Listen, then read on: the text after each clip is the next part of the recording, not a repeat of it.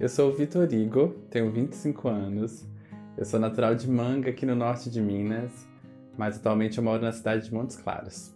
E eu sou do movimento. Desde criança eu sou do movimento, eu tento passear por todas as práticas corporais, pelo esporte, pela ginástica, pelas brincadeiras, pelos jogos e pela minha grande paixão pela dança.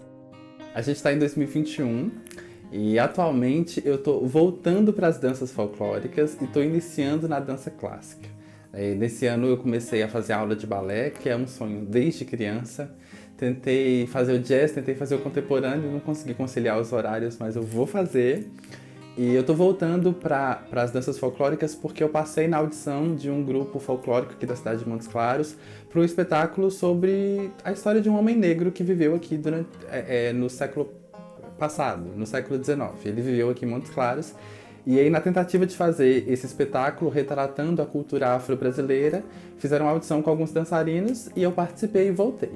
Eu fiz parte de um grupo folclórico quando eu era acadêmica e eu estive um pouco distante das danças folclóricas, então o Vitor atualmente está entrando na dança clássica, conhecendo o balé, amando o balé e esse universo completamente diferente, e ao mesmo tempo voltando para a cultura popular, para as danças folclóricas, para a valorização do Brasil, do sertão norte mineiro, de tudo que diz sobre o nosso folclore e sobre a nossa cultura. Quando eu penso em mim dançando quando criança, eu consigo lembrar que aonde eu estava, em todos os ambientes, as pessoas sempre me pediam para dançar.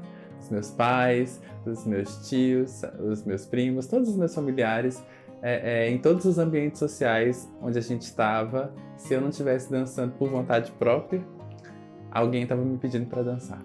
Então eu acho que a primeira lembrança, e a mais importante, a mais afetiva também, é de sempre ter a dança presente aonde eu estivesse. Ou sozinho, ou junto com a minha família, ou na escola, aonde eu estava tinha dança. Quando eu me vejo em outras práticas corporais ou em outras atividades do meu dia, eu me vejo como ser humano, como qualquer outro que faça as atividades do dia a dia. Mas quando eu me vejo dançando, talvez o único momento em que eu me sinto diferente de todas as outras pessoas. E quando eu digo diferente, não quer dizer que eu danço melhor do que todas as outras pessoas. Mas eu digo na minha singularidade, toda a minha história, todo o meu movimento, toda a minha expressão. Quando eu não estou falando, né? Quando a minha expressão vem sem eu falar, é o momento em que eu afirmo, sem falar, a minha existência. As coisas que eu vivi, o que eu acredito, como o meu corpo se porta. E eu acho que isso é muito especial, porque eu não tô falando palavras, eu não tô emitindo som, eu só tô existindo, só tô me movimentando. Então eu posso dizer que em outros momentos da minha vida, eu sinto a minha existência desvalidada. Quando eu estou dançando, é como se eu dissesse assim, ninguém vai desvalidar a minha existência, porque é que eu tô muito à vontade, que eu tô muito feliz. Eu acho que é muito importante a gente olhar para a individualidade de cada um, né? E aí quando a gente fala principalmente sobre ser professor, a gente enquanto sociedade em geral pensa que a gente vai colocar essa pessoa, esse professor, essa professora em uma caixa e aí ele precisa ter uma série de comportamentos que senão não é professor, né? E aí a gente tende a engessar a fala, o corpo, né? E eu acho que a forma como eu me expresso, a forma como eu falo, né? Diz muito de mim.